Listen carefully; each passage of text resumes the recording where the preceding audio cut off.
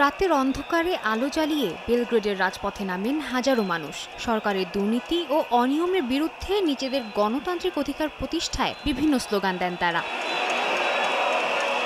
গত বছরের নভেম্বরে সার্বিয়ার নোভি সাদ শহরে রেল স্টেশনের ছাদ ধসে ১৪ জন সাধারণ মানুষ প্রাণ হারান। সার্বিয়ার সরকারের দীর্ঘ শাসনামলের ভিত নাড়িয়ে দেয় ওই ঘটনা। ক্ষোভে ফেটে পড়েন দেশটির সাধারণ মানুষ। শিক্ষার্থীদের নেতৃত্বে হাজারো মানুষ বেলগ্রেডের রাস্তায় নামেন সরকারের দুর্নীতি ও স্বজনপ্রীতির বিরুদ্ধে আন্দোলন করতে, যা এখনও অব্যাহত রয়েছে।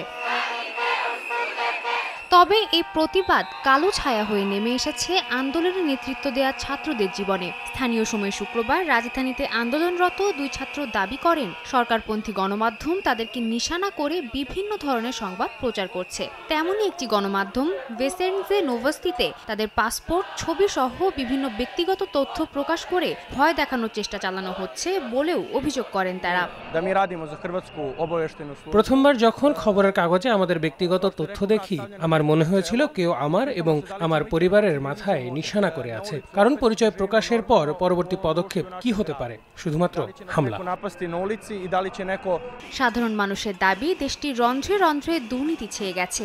একজন ব্যক্তির কথায় গোটা প্রশাসন উঠছে বসছে। এ অবস্থায় আন্দোলনকারীদের পরবর্তী পদক্ষেপ কি হবে তা সরকারের প্রতিক্রিয়ার উপর নির্ভর করছে বলে জানান তারা। সাদিয়া তাসনিম, সময় সংবাদ।